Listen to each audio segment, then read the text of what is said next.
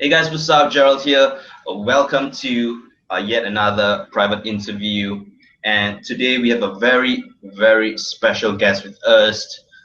He's one of our close mentors that we have, Shopify business, and he's one of the Shopify expert, in my honest opinion. And I like to call him the humble Shopify millionaire. And without further ado, I would like to introduce to you the one and only Manie Amari. Manie, how are you doing? I'm doing great. How's it going, Gerard? Everything's great. Everything is awesome, man. Everything's awesome. Awesome. Thank you for that really nice introduction. That's probably the first time anyone's introduced me like that before, so that was fun listening to you. Yeah. So Manie, right? I mean, I know you as a Shopify millionaire, Shopify expert, right? But I think many viewers here, we would like to know, right? Can you share a little bit about your background, about how do you get started, in the Shopify, e-commerce business? Can you share a little bit about your story? Definitely. Okay. So I started off in the IM space, okay, the internet marketing space. I was trying to break into the product launch formula style of things. So, you basically partner up with some affiliates who would help you promote your product. Well, I had an information product, which was funny enough based on Facebook fan pages, and I was trying to get some affiliates to promote, and it was really difficult. It's like they have this syndicate group where you kind of have to find a way to offer enough value to break into that group. And once you break into that group, then it's okay. It's easy for you to get everyone to kind of like to bend to your direction and help you out. But I just couldn't do it. In the end, I ended up taking a break from IM. And then one of my good friends gave me a phone call like the day after my birthday in April. So, and he was talking to me about this, this T-shirt course. And I was just like, what the heck are you talking about? He kept saying, oh, these people selling loads of T-shirts. They're selling loads of T-shirts. They're making a lot of money selling T-shirts. And I was just like, huh? I don't like at first the idea of, actually making money selling T-shirts online was just like, just another one of these shiny objects. So, but luckily I've got quite an open mind. So I decided to entertain it. And next thing you knew, I was just like, wow, this is actually really good. This is actually, there could be some potential in this. And then I bought the course. Quite a famous course now that is unavailable anymore. It was by Donald Wilson, Ads Cracked 2.0, and FB Ads Cracked 2.0, sorry. And from that course, that's how I just kind of fell in love with the idea of e-commerce via Facebook ads. And from there, that's how I started moving towards other systems that would improve it, because at one stage it was okay, selling shirts on Teespring, that was okay. But then it got to the point where, they had so much control. I couldn't email the buyers as many times as I wanted to. You can only send out 2 emails to them within a 24-hour period. Those emails were being checked. So there was, I had limitation on what I could say and where I'm sending them, even though I would think that they're my customers, but they're actually Teespring's customers. If people didn't realize, that's why they have so much control in it, because you're selling the shirts and stuff. Teespring are doing the fulfillment, but Teespring's branding is on display, so they get total control over the market, the marketing dollars you've spent to acquire these buyers. So that really, from that stage, when I started looking at it more wider, I wasn't too happy about that. So the opportunity, I heard from someone else that they were doing something known as Shopify, and I was like, what the hell is that? And that's where it kind of the lead began. So anything outside of Teespring was always the possibility. Someone said WooCommerce, and I was like, okay, checked it out. It seemed too difficult. It seemed too much work. But then when someone said Shopify, I was just like, okay, I checked it out. The good thing was that all of the apps, it's like WordPress basically. So all of the apps, they're all in there, and you can have things made on the fly with a developer, and it's seamlessly all in there together. And the payment gateway service company, they've been doing payments for over 10 years. So I never have to worry about my site going down. I never have to worry about being late on payments because it was instant, automatic. So that's where it kind of like it pushed me into Shopify. And then obviously once I tried it and I got a taste, that was it. It was like, this is where I need to make my home, basically. And that's pretty much how I went from IM to e-commerce, basically. Mm-hmm.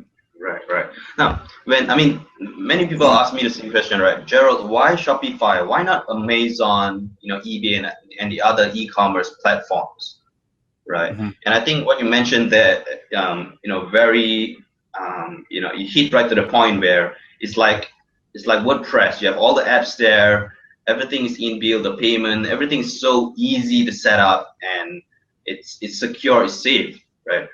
And Amazon, just to double confirm with you, Amazon, eBay, they don't have such thing, right? It's kind of no, they don't give us. Again, it's a bit like the whole Teespring thing. You're on their platform, you're on Amazon's platform, you're on eBay's platform. You can't simplify things because there's so many distractions. You can have your own eBay shop, you can have your own Amazon store. But when someone lands on Amazon, there's so much going on, like that for distraction-wise purposes. It doesn't seem viable to spend money on advertising and send people to your Amazon store, because by the time they land on the store, like there's so many links in the way, you can't block those things out from them. Whereas with Shopify, you can literally focus that person's eye of thought and what they're looking at directly, laser focus on one. You can show them one product with zero links, with zero advertising, with nothing in the way, so that they can they have one decision. They can either click through or they can leave, And again, you keep next to 100% of the profits in terms of the sale. Obviously, after paying for your advertising costs, paying for the cost of goods, the rest is all yours. With eBay, you got to pay 15%. A little bit more actually than 15%, because if someone pays through PayPal, eBay own PayPal, and PayPal take another 5%. So you got to add that all up. They take all of that percentage, plus you have to pay a percentage for the actual sale. And you're left looking. It feels like you're being taken. A lot of the work is being taken off your hands, and it's because you're playing on their platform. Whereas with Shopify, you have to go out and get your own traffic. So that is that's the difference in the gap of profitability. It's so much more profitable to just be able to sell on your own store, where you control, what the traffic does. It's your platform. Those customers are your customers that buy from you. They're not anyone else's. You get access to them, and you've got tons of apps which you can play with to really boost your conversions and stuff that you wouldn't be able to do with eBay or Amazon that actually would restrict you. Very true, very true. I love the apps a lot. You can do anything at all. They have all kinds of funny apps in Shopify. Yeah, it's true. There's so many apps. It's limitless, literally. It's whatever your mind can conceive. If you feel like, there is something that these customers like, we don't have an app for it, we just go and contact the developer, have a developer create it and plug it in, and boom, you can start using it. You can then even hire it so that other Shopify users can have access to your app, and they pay you a percentage to use your app. So it's awesome. It's like a massive community where we're all helping each other to, improve our business, basically. It's awesome. Yeah, exactly. So, by the way, for those who are listening in, do take out a piece of paper and a pen. Please jot down whatever words that's coming out from Manny's mouth, man. It's like gold. It's like gold, my friend. So Manny's time is very limited, right? So we are really blessed to have him here, and he he has private coaching. It's $10,000 and above. So he's the real deal. So if you're watching this video, I want you to really pay close attention, close everything else, all the distraction. I want you to pay 100% attention, right? Because the information that you consume today might change your life, right? Might change your life, right? So next question, Manny, right? Okay. I mean, you've gone from being a beginner in Shopify, right? Like one time, last time, right? And now Yeah. you are, you're doing really, really well. You're doing like 7 figures. And so, what information do you wish you had when you were starting out? Is there any specific information? That's a good question. I think what it is with Shopify starting out is just breaking the mist of the mold, because before, when I started out, I could see a lot of people making money from it, but then I couldn't really, what it does, it puts a block on your mind in the sense that it's really hard to achieve the numbers some of these guys are doing, when all it really boils down is to having one offer and getting good traffic to that one offer. Basically, that's all it boils down to, and knowing how to scale, which is very important. Knowing how to scale and pull all the sales in, because there's things you can do in the background that are not necessarily to do with Facebook ads, that will increase your conversions for you. Okay, those are the little things that I wish I knew and I could understand early on. If I could have someone that could just really like explain that to me, it would have made things easier, because it was hard work at the beginning trying to understand that stuff. And sometimes it can take, it's like you're hitting yourself against a brick wall until eventually it makes sense. And sometimes, most people, they don't make it past that brick wall because they just see the same thing each day. So that's that. The information on how to scale, number one, and just in regards to the right way of testing, those are the two basically keys. If I could swing the hands of time backwards, and I could take a piece of information that would help me get through that really hard first stage, it would be scaling and the right way to test, basically, because that's all it is. You test and you be consistent with the testing and believe it. Because at first, I think you have to believe in like how I got through it was because I'm quite hard-headed. I just, focused, and I just said to myself, it doesn't matter how bad it is, don't worry about it. I'll eventually get it. I could be failing. Most people would say to themselves, this is getting too hard. Oh, I'm wasting too much money. Oh, I've lost so much money. I've invested so much. But I know at this stage, just one winner can change it all around. You could even go up to 50K in depth. One winner comes along and you'd clear that easily, basically, because of the advantage of having to be able to reach these customers. I mean, there was one, the time that I realized how vast this e-commerce stuff is the time that I still have it, but I haven't been running ads to it. But I've got a promotion that I've been running for the last 5 months. I never believed I could sell one product consistently every single day. I mean, it's like, you'd think like, okay, so we're selling about 100 units a day consistently, right? And it's just like, how does that work? Okay, so we're hitting fresh new audiences every day, and a good percentage of them are buying consistently every single day. Sometimes, like, when you first hit a good winner, for the first 3 days, you're like, you see the sales coming in, and you're checking your phone, you're seeing the app, and you're like, wow, okay, that's really cool. After about 3 weeks, you're like, what are these people doing? Like, really, all these people are buying this product consistently every single day. And then after 2 months, you're just like, that's just a normal thing now. So and I know the size of these audiences. This audience in particular, it's in the millions. It's like 20 million. and I've only reached like, I'm not even reached 5 million of that audience yet. So it's just like, there's so much more people to see my ad. So it's like I have a huge amount of people to chase for them to see my ad, because that's all I got to do. I don't have to do anything but get them to see the ad. As soon as they see the ad, a percentage of them will convert. They will click the link. A percentage of them will click the link on Facebook and visit the store. Not everyone will buy it. Out of those percentages that click the link and visit the store, a percentage of those people will buy. Okay? A percentage of the ones that don't buy immediately will come back to the store at a later time, and they will buy at that time as well. So it's just amazing, man. It's amazing stuff.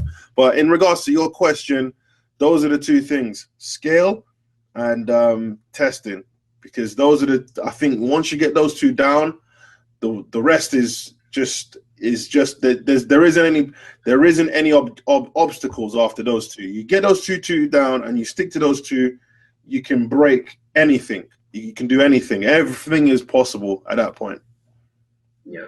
And I mean when you master like testing, research, and scaling a Facebook campaign in a sense, I mean, when you have this specific knowledge, you can promote anything you want, right? It doesn't have to be Shopify. It can be anything, any internet marketing. Yep, it can be internet marketing. Anything that Facebook will permit you to promote, you can go ahead and promote that without any issues, because you understand, PPC, they call it, which is pay-per-click advertising. That's what it is in a nutshell. You're advertising to, and there's 1.6 billion people on Facebook. So doesn't matter what niche you're in, doesn't matter what industry you're in, your audience, your customers are on Facebook. And it all boils down to how you position yourself in front of them and reach them. Because again, if you're selling, for example, let's say I wanted to sell, snooker tables. Obviously, it's really difficult for me to ship that kind of product because it's huge, right? But it's just a question of how do I position that to those people. Even if it was a car, for example, let's say it's a car I want to sell on Facebook, then it's just changing things a little bit where it's more funnel based. Okay, instead of just direct to buy, because obviously it's a huge amount for someone to break. You don't expect anyone to just see the ad, click it. Oh, that car costs $22,000. Right, I'm gonna just pay with my credit card right now. Doesn't work like that. Obviously, you got to change things a little bit where you can obviously get them into a funnel, into a lead position where you can then contact them later and try and sell to them. But ultimately, the tool that I'm using to make all of this money, you have access to that same tool, and it's just down to the way you set up your funnel to reach those people. It will be the difference on how many sales I make, how many sales you make. That's it. And talking about the 2 points that you mentioned earlier, I think do you agree with me that it's really important to have a mentor to guide you through when you just get started? Yes, I would say it's critical to have a mentor when you get started, because I actually tried, believe it or not, before once I got into Teespring and things started going down, I then moved over to Shopify, and I tried to do it by myself for like about 7 months, 6-7 months. It wasn't as easy as I figured, and the frustration led me to the point where it was just like, you know what, there's no point in trying to, recreate the wheel here. All I got to do, the smarter move for me to make, is to find someone who's already good at doing this stuff and just learn from them, because they've already gone through the trial and error. There's no need for me to go through trial and error if someone else has already done that, and I knew there was people out there that could provide me the information I needed that will allow me to fast forward to the point where I can now start seeing success, which is what I wanted. And also to break away from my job, because I was working as a security guard, which I hated. I really hated it. I was working 12-hour, 10-hour, 40, sometimes even 14-hour shifts, and I weren't earning anywhere close to what I'm doing now.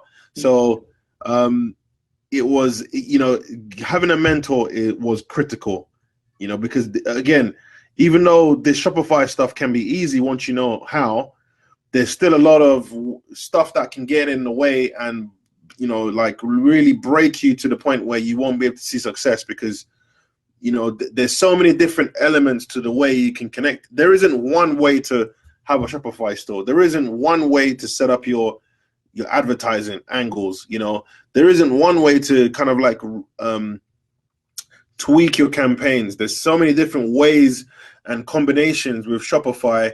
It can get really confusing. So it's always a good idea to have like a base to start from. And the best person to deliver a base is someone who's already been in the trenches, you know, someone who's already experienced failure with Shopify and who's doing really well with it. So my best advice to any of you out there, if you're listening to this recording, is to find someone who's already good at Shopify, hire them as a coach, and move forward that way, because you're gonna get quicker results, a lot quicker results than doing trial and error. Yep. Well said. Totally agree with you, right? So we should come to the next question. You know, exactly how would one go about making money online the way you do with Shopify? Can you just briefly give us some, you know, a quick step-by-step breakdown? Okay, the quick step-by-step breakdown is to use leverage off the sites that have the best data, which are Amazon. Surprising enough, I have said some negative things about, not necessarily negative things, but I've said how like using Shopify is a lot better than using Amazon and eBay. But that does not mean we can't utilize some of the advantages that they give us, which is the data. Okay, the buyer data over there. You can go into Amazon and see what people are buying, and you can see what people are saying about these products. So that is really crucial data. Same thing with eBay. Amazon is a lot built for review, so Amazon is a lot better to kind of like work out how people are perceiving the offer or the product. So I use Amazon for both reviews and to find out what costs people are charging. But then I use mainly eBay to find out really, you know, the attention span. But then I'll use watch count. So the three sites are. So the breakdown would be I would use watchcount.com to search to see roughly what's hot. I'd look at the past sales. I'm looking for something around 1,000 past sales, and also with a minimum of roughly about 300 watches, because it shows that there's interest in the product. Okay. Then I will then go to Amazon.com and check out the reviews. I'll see what people are saying, see what the negative stuff are, because there's always someone saying something negative about the product. If it's something that we feel that might cause us to have loads of refunds, then maybe that won't be a good thing to promote. But if it's something that we can kind of bypass, or we can find sometimes you can even find the same product that has like an upgrade to it, or should, you know, to kind of like dispel that issue that most people were complaining about, then you can actually twist that information and use it as a feature and a benefit on the product page. So whatever people were saying was a negative thing on Amazon, you're saying it's actually a positive thing on your product page. And that gives you the advantage. And then now you can then charge a little bit higher. And when I say a little bit higher, I mean stuff that will give you minimum $20 profit margin. Now that might not sound a lot, but then when you're selling, you know, more than 2,000 units, it adds up very quickly. Okay. So in regards to, sorry, what was the question again? Sorry, I've just been talking for some time now. The step-by-step breakdown, and you know, right, how step-by-step breakdown. Yeah. Yes, sorry guys. I'm lost in the moment a little bit. So I would check watch count, the steps I just said about watch count. Then I'd go to Amazon.com, look at the reviews, look at what people are saying. Then I'd make my way over to eBay and AliExpress. Now, what I'm looking for in eBay and AliExpress is a vendor, someone to help me fulfill these products. Now, why both of these two places? Because it's easy. AliExpress is obviously a great place. Market. AliExpress is a child of Alibaba.com. Okay, and AliExpress you can find tons of really good products at really low cost wholesale prices. Okay, so that's number one. Number two, is eBay is similar. It's obviously these sellers are selling at retail the prices that they want to sell at. But what you can do is you can contact those sellers and try and find out if they offer wholesale prices, because a lot of them are obviously sourcing from China or somewhere, basically. So you can then contact them and try and get them to, or what you do is if they're already selling at a really good price, then you just do drop ship. So you're doing one by one orders, basically. So you have like 10 orders, you go there and then you select. Then you buy the products one by one and have them sent to the individual customers. Then after a bit of time, you can then now reach out and build that relationship, because they've been seeing you making these purchases with your credit card, but you're sending to loads of different locations. So without communicating with those vendors, you're building a relationship with them, and then now you can then now contact them and say, hey, listen, I'd like to, I'm getting 50 plus orders. I'd love to just do a bulk order with you and have you fulfill for me. So then those sellers and vendors become your own fulfillment service, basically, without you having to even hire anyone individually to go and source these products and have them shipped to the right people. So that's one way, okay, as you start out, because when you're starting out, you don't want to have a lot of inventory. You want to start where you can sell on Shopify store, go to either AliExpress or eBay and have someone over there fulfill for you. In regards to the actual selling part, it just boils down to running a Facebook ads. Running a Facebook ad. Okay, I run website conversion ads. So it's WC stands for website conversion.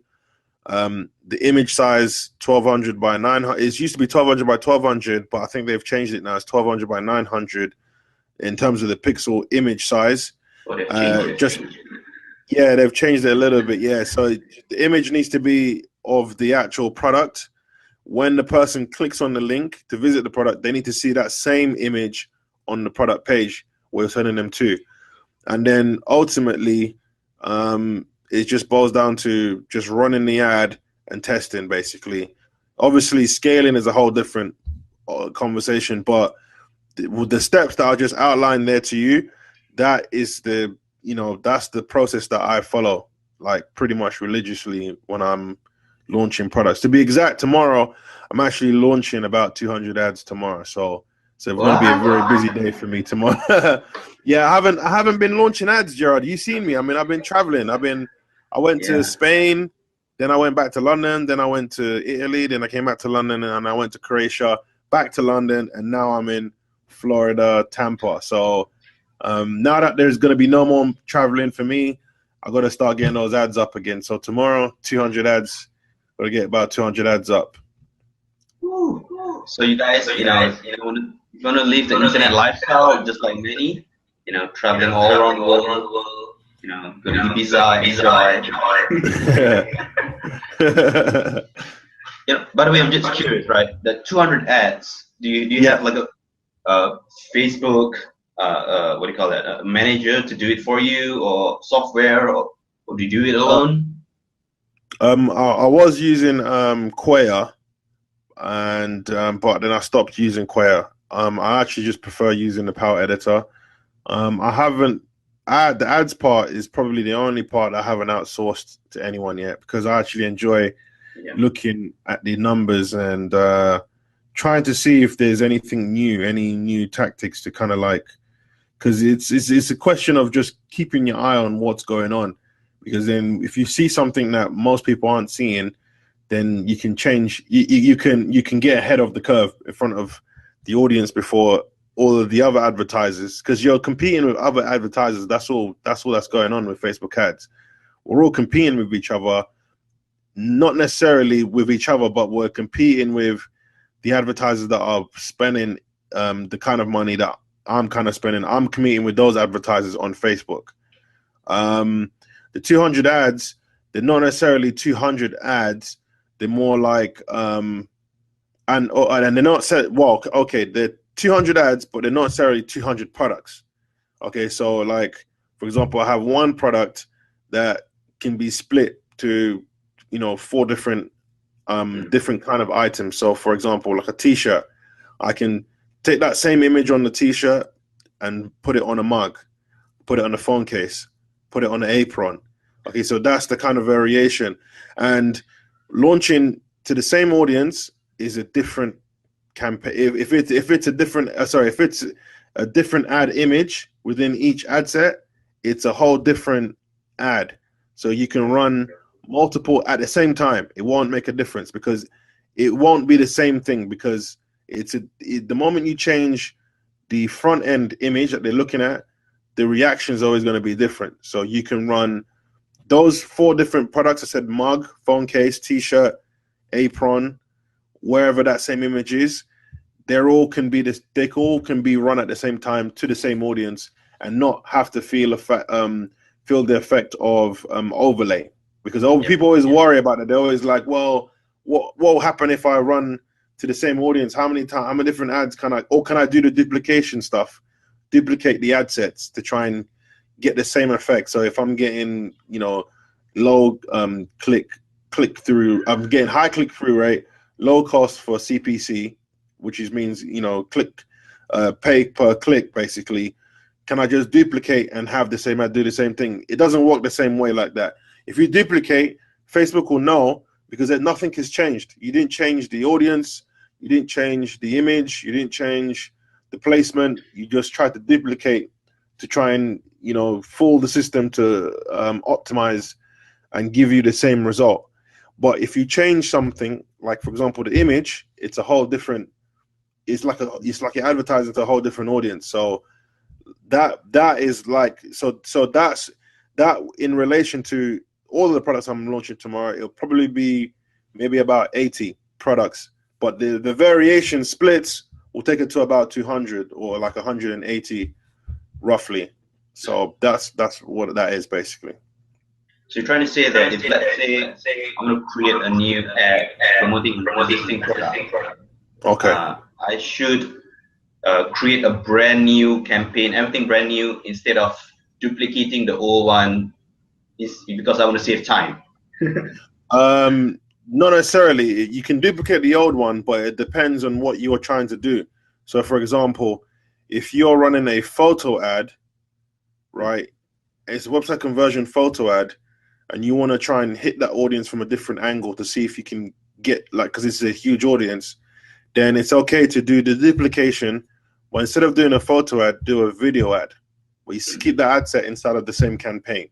That's fine, okay? And it won't affect the other ad because it's a video. Video reacts differently to the audience. Even if it's the same product you're promoting, it's just a video ad, it's different. If you're going to do a different photo ad, then the photo needs to be different. It needs to be a different page post you're sending them to. It can be the same product, it can be the same link, but the photo needs to be different. So that's changing something, okay?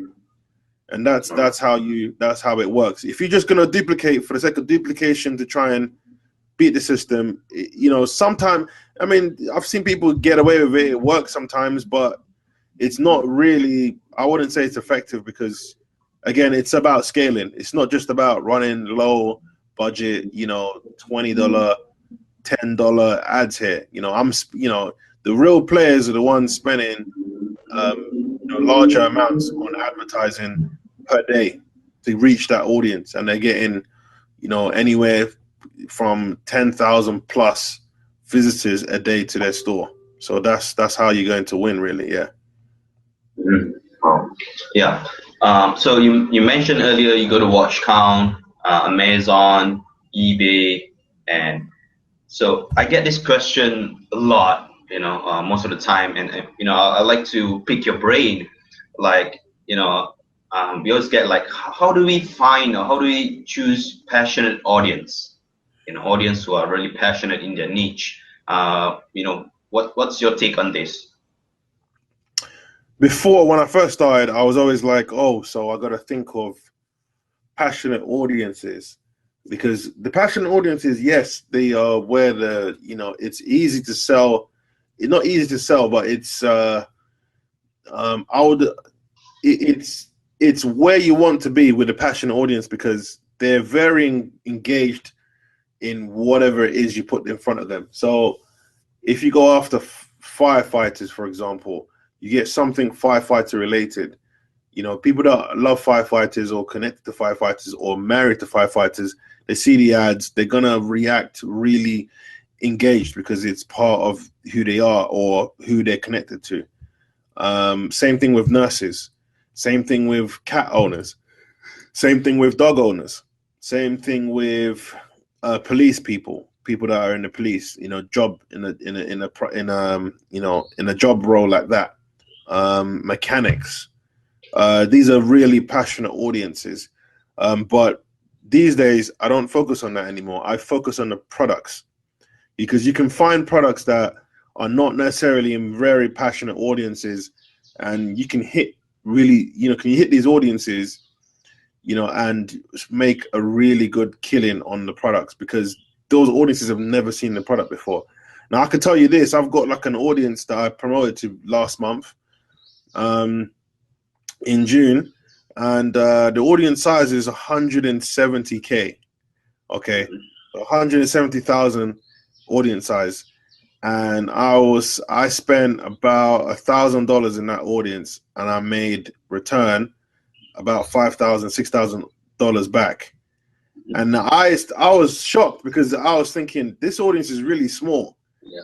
But there's a huge, because I feel like I'm the only one that's advertising to them, because their reaction to the ad, the comments, the shares, you know, very engaged, and they've never seen this item before. You know, you can tell by the comments what they're saying. They're so excited, and they buy like crazy because they've never seen it before. So it's like I'm the only one, you know, I'm dominating that space of advertising to those people. So it's down to, I think it's better to focus on the product. Look at because it starts from the product, and at the end of the day, that's the first thing you look for.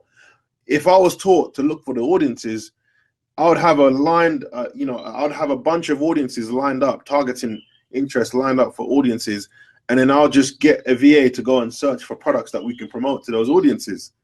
But that's not the way forward. I think the way forward is to find the products first, because you can then look to see if you can match that with an audience later.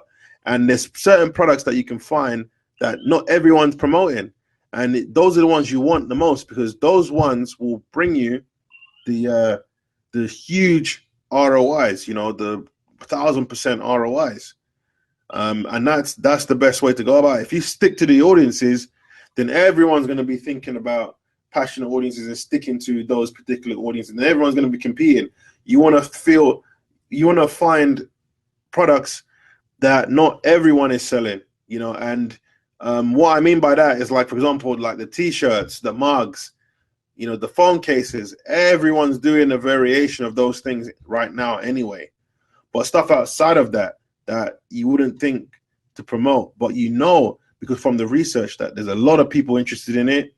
There's a high demand for it, because it's, you know, I've seen it it's got over 2,000, 4,000 reviews on Amazon. There's a high demand from it, because I know I can see that there's like, you know, 200 plus watchers on eBay all the time watching this item, watching other sellers sell this item. Now I'm going to step in, because I know I can get it for $6 on AliExpress, and I can sell it for, you know, $35 over here.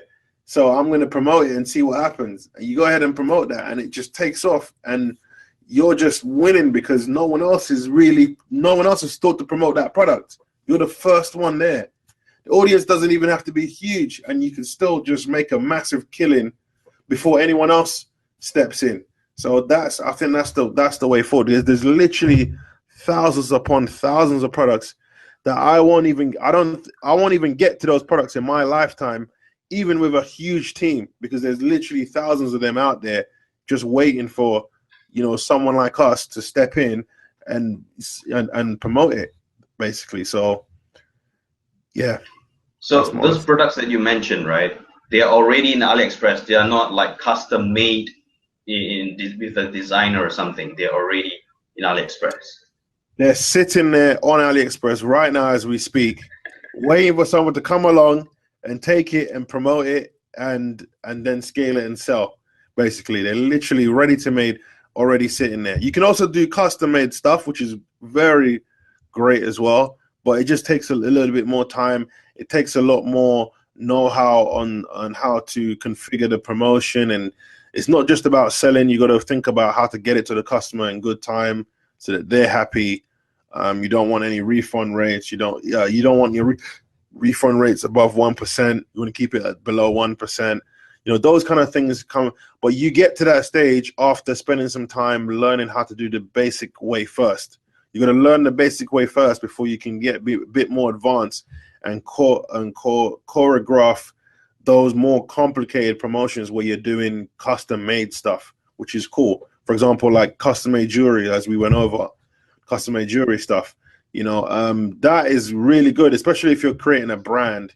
It's really good for branding stuff because you can, custom made jewelry, no one else would have that kind of necklace or thing you'd have created, or phone, or different style of phone case that you'd have created. No one else would have it. It would be unique to your store, predominantly.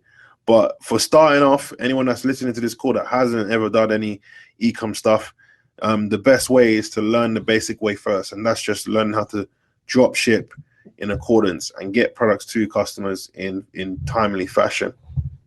I mean, the reason why I asked you about the passionate audience, because most of my students, they are like, when they choose they're beginners, right? And when they choose like necklaces and all this stuff to get started, they are clueless, like, who can they sell it to? And I find out that most of them make the same mistake. They choose products that are very hard to sell to a specific market, like lizard necklaces or owl. Yeah. So yeah, I see what you mean now. Yeah. In terms of when you try and get the passionate audience stuff, I get that too sometimes with some of the students, but I think when we sit down and we do some product research and I show them how to look at the products, sometimes it can take some time. It's not just a quick fix.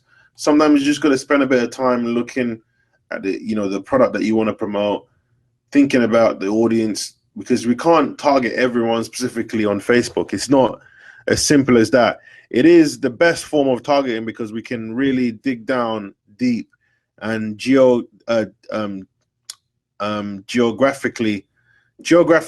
demographically break the audience down and target them with the ad. But sometimes some things, like, you can't just target anyone for, like the owl necklace, for example. Okay, keywords. What keyword? Are there any owl associations? Are there any owl conventions where people show up to with their owls to discuss and talk about it? It's really difficult, right? So you gotta, I totally see what you're saying, and how I get over that objective is to pretty much just show them how to go after, how to find those products. Basically, we do product research calls. So the whole call, we're talking about how to research products, what to look for, how to come up with the where do you start, where your interests lie, and then you just build out from there. And the good thing is, when you find one decent product, you then go to Amazon. One hack is to go to Amazon and look what has sold, find that product, and then look at the other related offers, the ones that have sold next to it, because then you're looking at the same audience. So now you go from having one product to try with those people, instead of having to come up with an idea or work out the next one. You just use Amazon because Amazon will show you two other products that are sold with that one. So this is the one product that sells. These are the other two that most people have bought with that one. So then now you can then choose from those two and sell them across there, or you can build it in to the upsell. So if that first one's selling really well, you can have that as an upsell, because Amazon has said most people buy this one with this item quite often. So now you've got your upsell ready. If you can source it for cheaper, pump the price up, another $20 on top there, extra sales coming in from that. That's all by just looking at Amazon. So research is something that, again, it just takes it might take a few sessions for someone to get, but it's not really a massive obstacle to overcome. Yeah, that's true. I mean, I love the Amazon technique where you observe the related products that you buy, and then use it as your upsell in your store. That's brilliant. Yeah. So coming to the next question. I mean, for our strategy, right? We use a lot of Facebook ads. In fact, most of our traffic comes from Facebook ads, right? Yeah. So, in your opinion, what are the three most important variables that you focus on, in creating a winning Facebook ad campaign? Because there's so many different variables to test, right? Yes. I think one variable is just making your copy very clear. Okay, making the copy very clear. You've got to.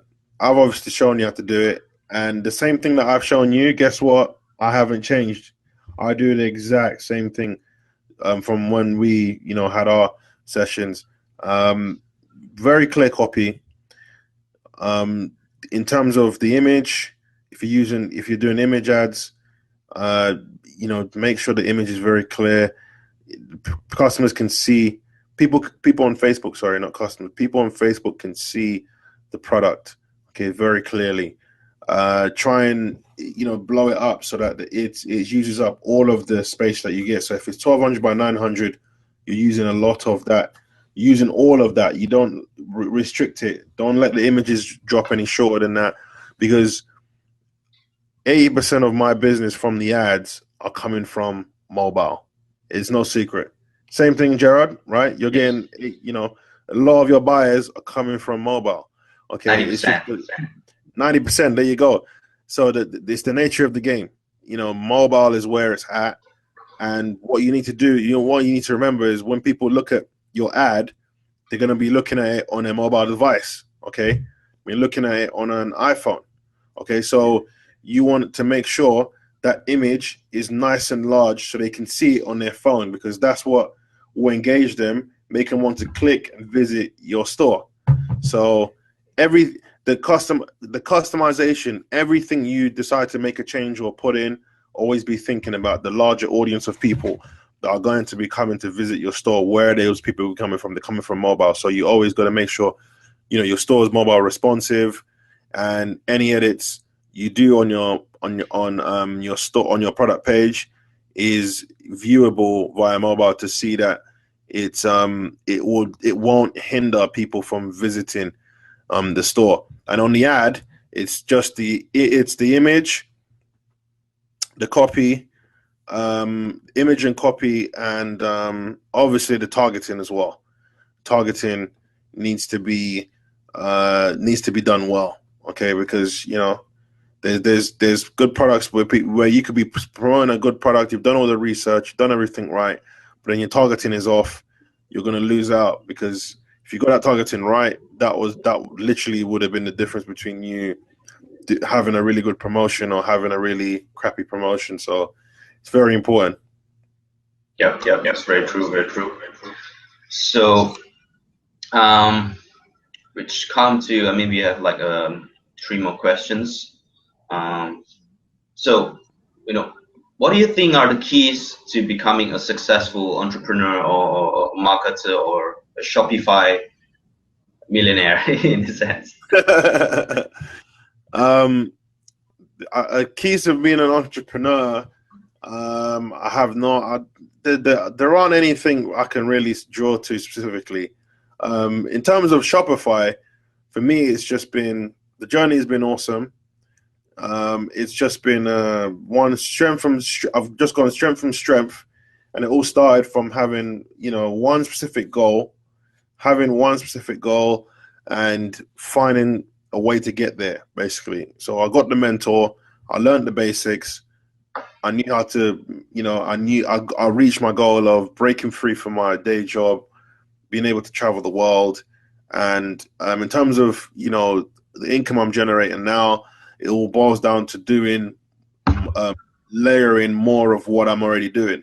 So instead of not having just one really good winning item that's selling for months on end, is to have 5, 6, 10 really good items that are selling months on end consistently. that's pretty much it. There isn't no major secret. Obviously, I buy a lot of the other courses. I pay attention to all of the new changes, all of the new tactics people are talking about in the Facebook groups. I joined the Facebook groups. That's definitely a very important thing to do, is join as many really good Shopify Facebook groups. The two that I would recommend is Kingpinning. Okay, Kingpinning by Travis, right? Travis. Sorry, Travis Travis Patel. Patel. Yeah, Kingpinning by Travis Patel, and Shopify Strategy with Phil Cipriano. Are you in that one? Shopify Strategy with Phil Cipriano? I don't think so. I think you should join that one, Gerard. You should join Yep. that one. Check it out. Shopify Strategy by Phil Cipriano, and there's one more. I've forgotten the third one, but those two at least. Join those communities, because what will happen is you're going to start paying attention to a lot. You're going to really know what's going on, because the communities is where it's at. Okay, the information. Again, it might be a bit too much, but it's good to just pay attention to what's going on, basically. So I would stick with the communities. Don't buy, if you're starting out. Don't rush in there and start buying tons and tons of courses. I'd still stick with the mentor. But when you get to the stage where you're stable and you understand what works, then you can go ahead and buy tons of courses, because they won't spin your head. Okay, right now you can throw as many courses at me. I'm not going to change the way I run my business, because I know what works. Okay, but I will test things, and it's based on what I see in these courses. So if someone says that, they run in ads doing it slightly a bit different way, and it's getting them really good results, I might test that and see how that goes. If it doesn't do well for me, then that's fine. I've tested it. That's fine. If you're starting out scratch, that's not a good that's not a good model for you. You need to find a structure that you can follow, and where you can start seeing results, and then you grow. And once you've grown to the point where you understand what works, then you can now kind of like do a bit more of that. But in terms of the Facebook groups, I think you need to be in there from day one. Be in those Facebook, because they really helped me earlier on, kind of like, find my feet with what I was doing. Excuse me. Right. So Manie is so tired, and then and yet he's spending his time with us. You just gotta appreciate his time. So yeah. So I have this bonus question here, right? How do you go from last time making maybe $1,000 a day to up to like $20,000 a day and beyond?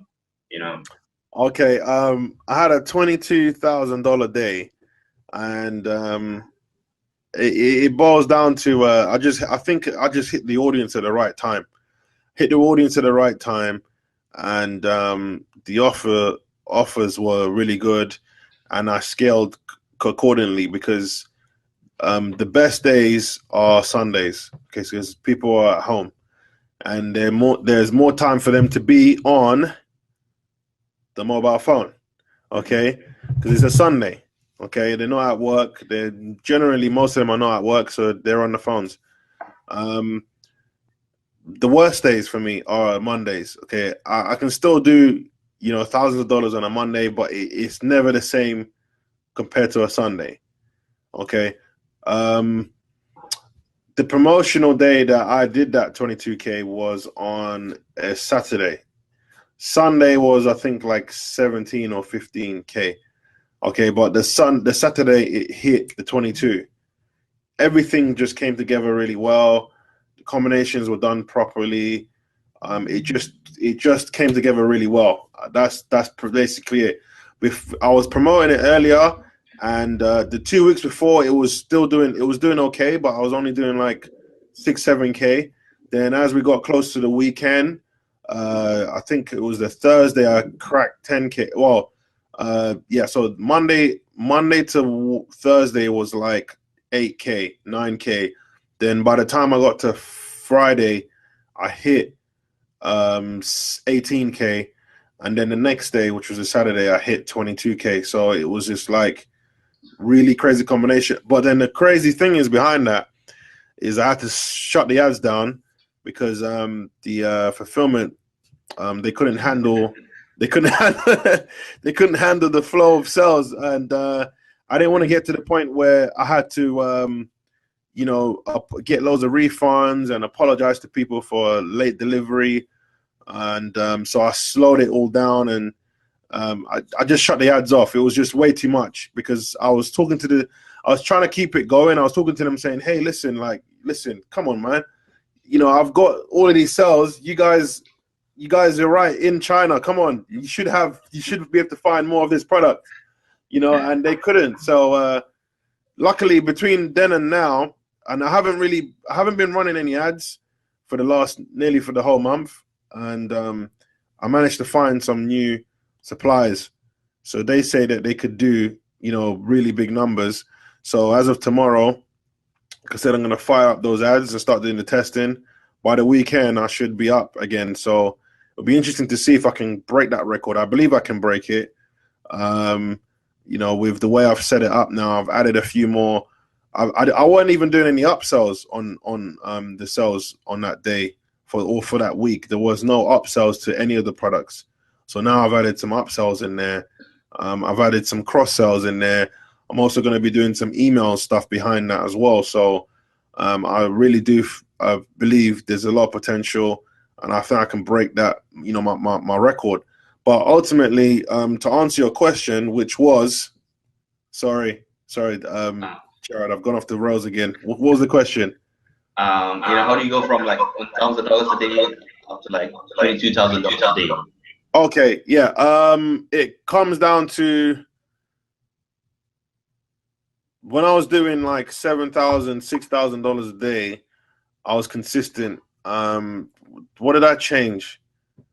I'm trying to. I don't think there was much I changed. The offer was just really good. I found a different product. Again, it just comes down to doing the testing the right way. I did the research, did the testing, realized that these people were hungry for this. It started selling. Then I started doing variations. To multiply the different kind of audiences. So yes, this is the trick. I would say. I wouldn't say it's a trick, but I would say it's the key behind how I was able to do enough variations to sell so many. Okay, was to to see anything you're selling. Always see if you can do a split off, basically something that is either a variation or, again, like I said before, what other people buy very closely related to that product. So everything you put in, okay, so the first product you find it does really well, check it out on Amazon. What other things are selling next to it that people like buy with that? Then try that one. Then put that one in, and then see what other people. And then you just keep going, like that, and then you get this little circle. So you get this little circle of products, and then in one of those products you get like a little circle around that product.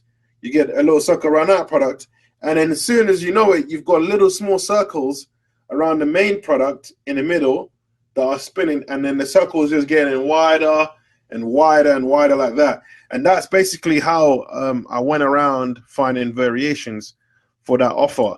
And so I was selling on that day, I think I was doing like 18 variations. So, and not all of them were doing really well, but they were all, I was spending, small pockets here and there, which all combined together to make that. And the ROI was like over 1,000%, because I only spent $2,300 on the advertising that day.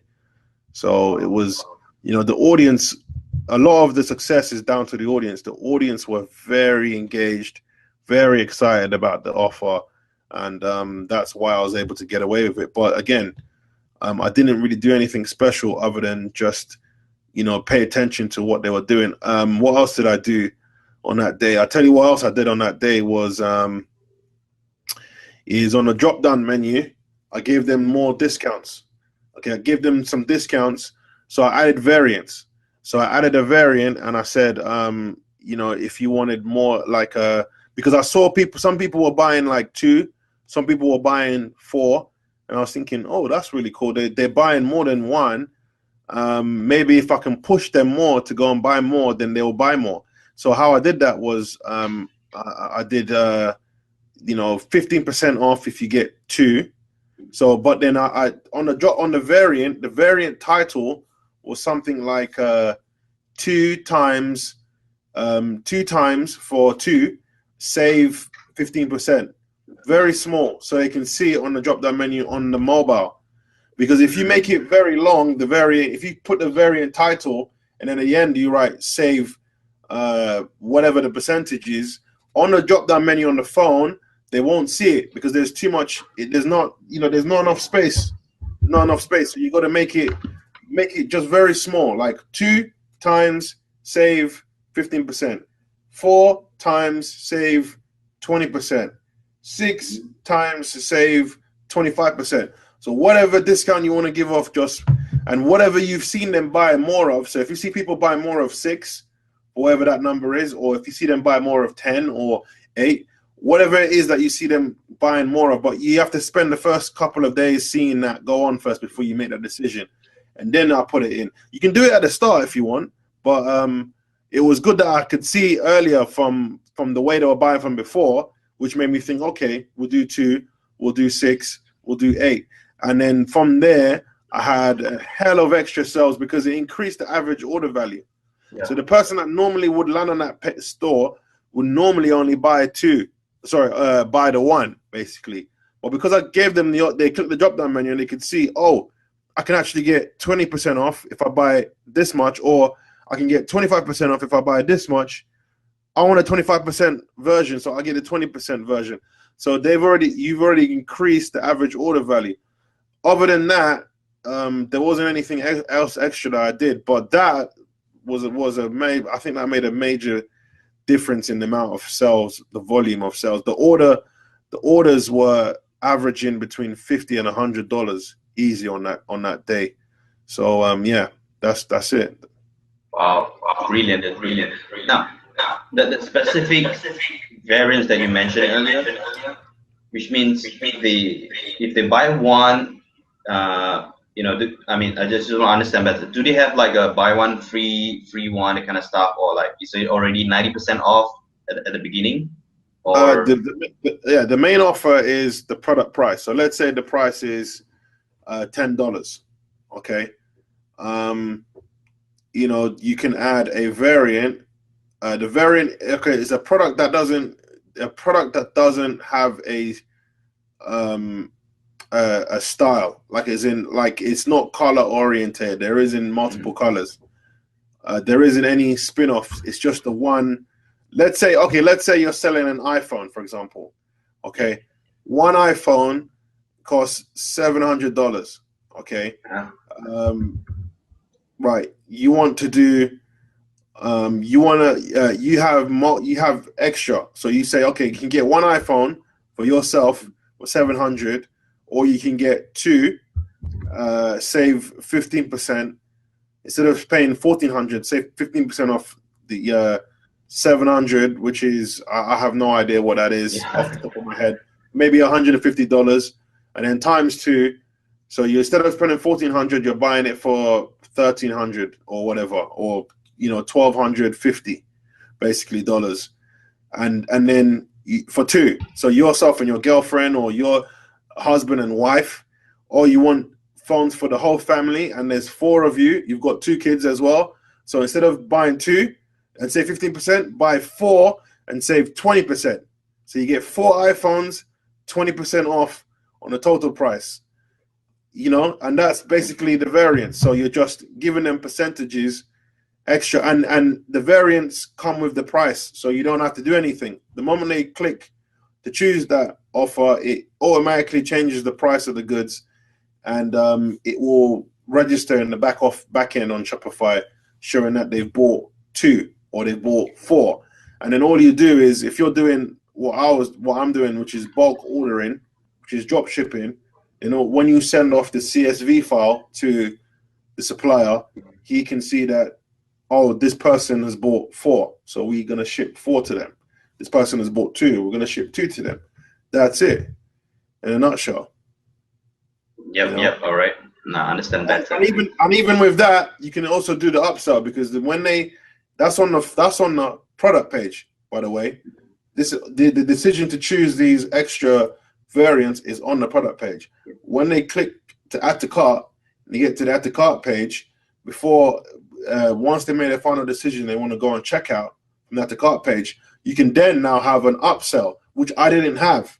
I didn't have no upsells coming in there. If I added an upsell, I'd have made even more money that day. I probably would have cracked maybe 30K, 40K, but I didn't have any upsells in there. So now I've added some upsells.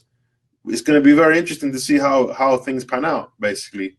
So, on the add to cart page, you can then have upsells come in as well. So you're really pushing the sale, because they're hot. At that point, they are hot for the product. They're going to buy.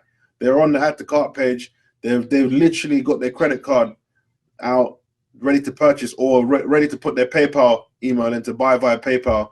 All you got to do now is present something very related to that offer right there and then while they're already hot, and there's a very high chance that they're going to buy it, So that is the other thing that you need to make sure you put in there, which is a bit of a mistake and a shame for me, because, with my experience, I should add upsells in there. But it was going so well, and the sales were going so well at the time, I wasn't thinking about it. It was only after I shut things down, I was just like, hey, I could have done a little bit more here if I'd have just put some upsells there. But then now, obviously I've prepared myself now, and it's gonna be interesting over the next 2 weeks what happens.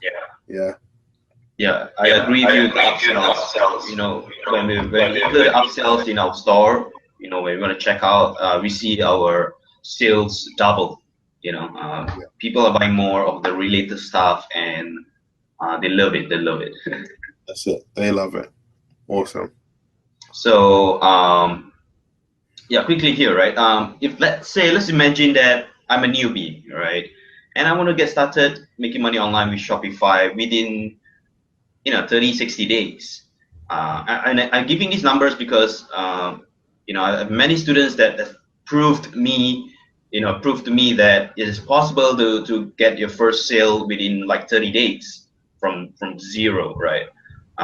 What is your advice? How can someone go from total beginner to getting results within 60 days, 30 days, 60 days? My advice.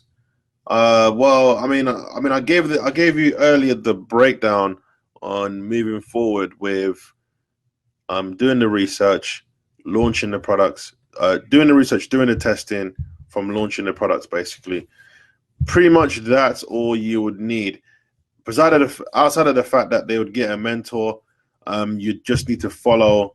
Hopefully they've got a good mentor, and that person can show them the right way in regards to having a good structure to follow.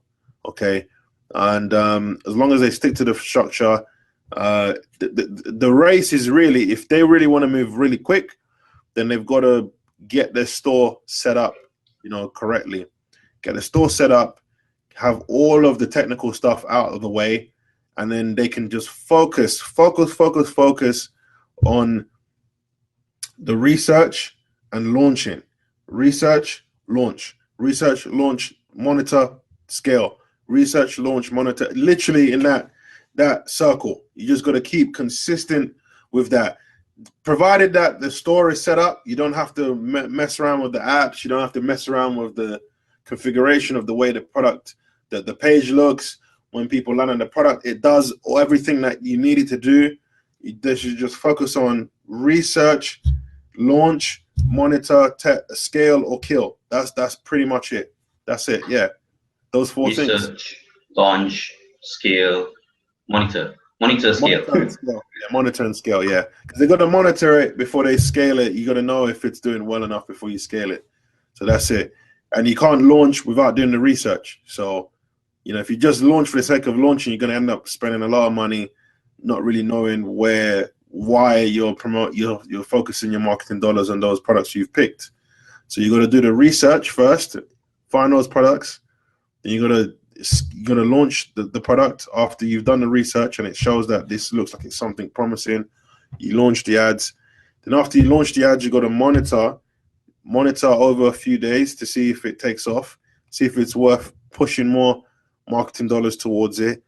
And then you make the decision on whether you kill or you scale. Because if you're scaling, then it means that we've found a winner or a potential winner. It looks like it's doing well. Or if we're killing, we know that it's not doing well. It's not worth spending any more marketing dollars on. The audience are not engaged in the product. They're not even visiting your product page. They're not clicking the link. That's it. We kill and move on to the next thing.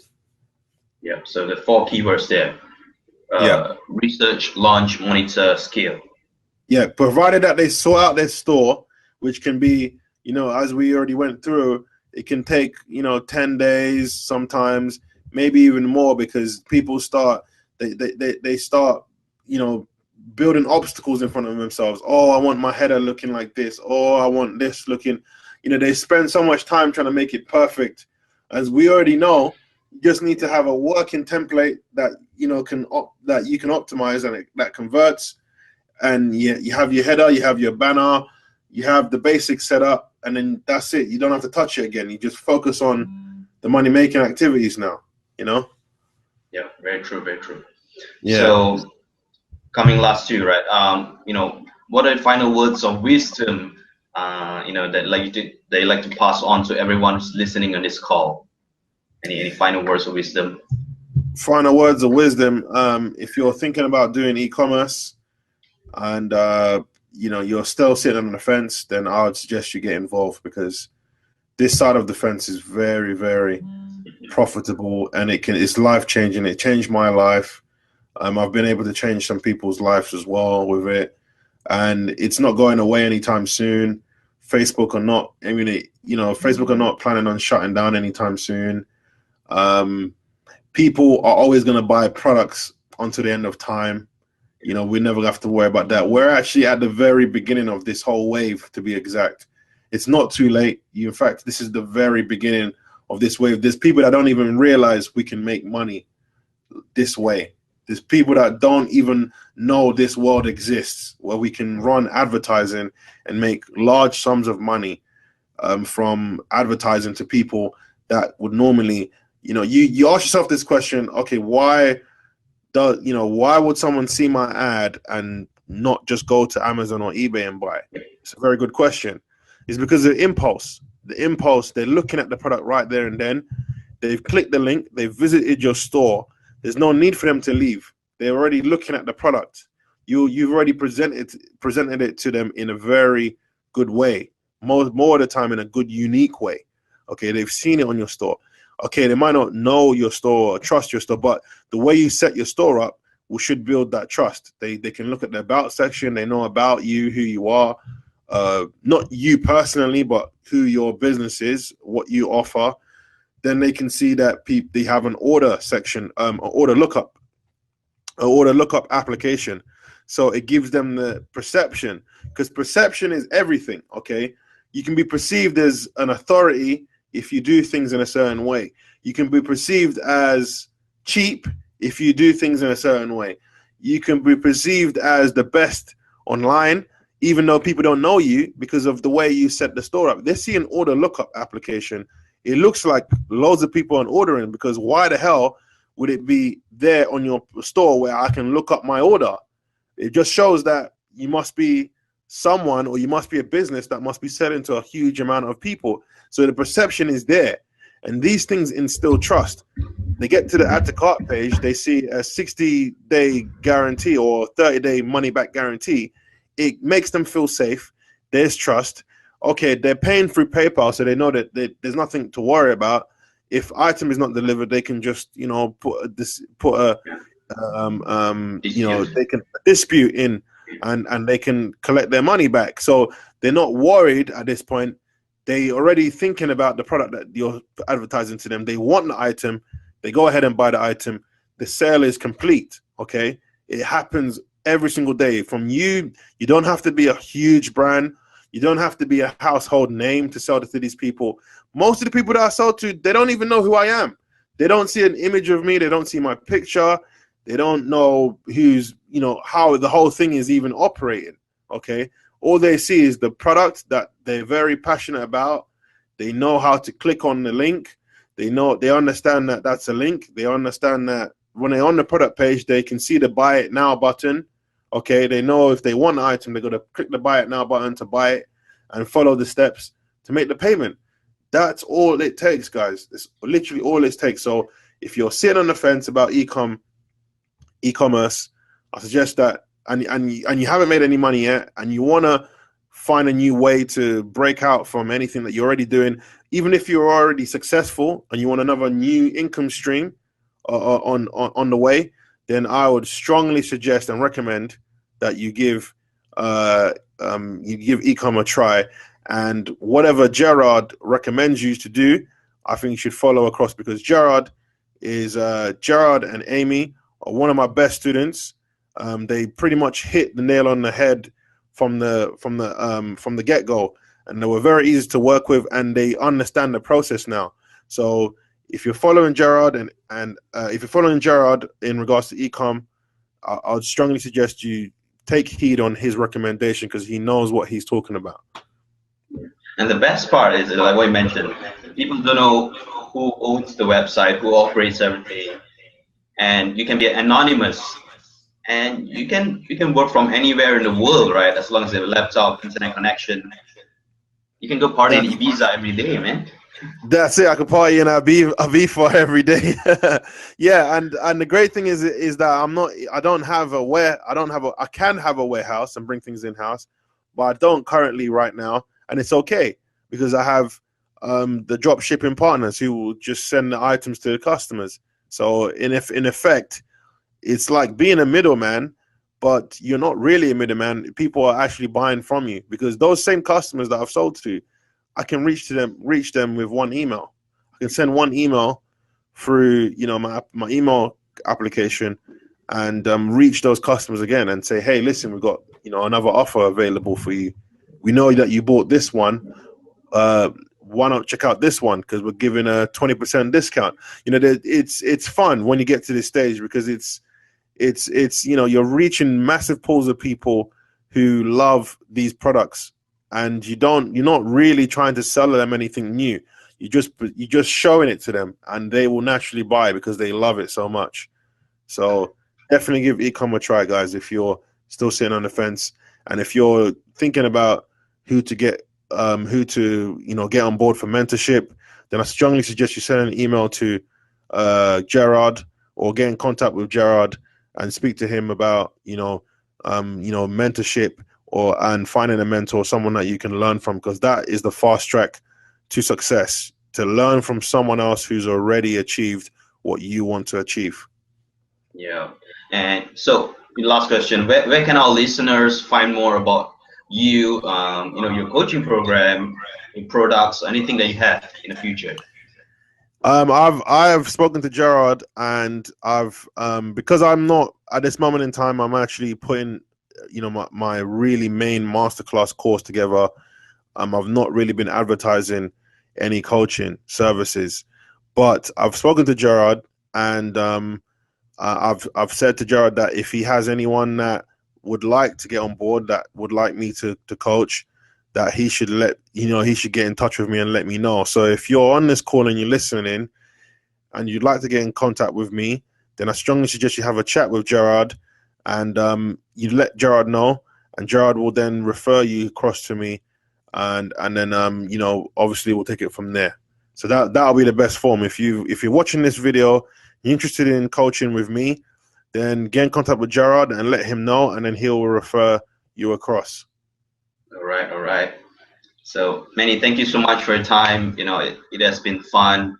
I learned so much in this interview myself, and I believe whoever's watching this video, just one tip, from the questions that we asked, I believe can help them to double, triple, or maybe 10x their business. Right? I hope they'll really take action, implement the strategies that you share with us. Yeah. Thank you, Gerard, for having me on this call. I haven't done any. I've only done like one other e-com interview, but this one has been my favorite. And thank you for having me on this call. It's been amazing, and I love sharing this information, this life-changing information with people all the time. So again, I just want to say thanks. Love being on the interview. Please say hi to Amy for me, and a little how do you pronounce his name? Hansen. That's it. Yeah, Hansen. Yeah. All right. So thank you so much, everyone. Right. Keep in touch. Take care. Okay. Bye-bye. Take care. Bye.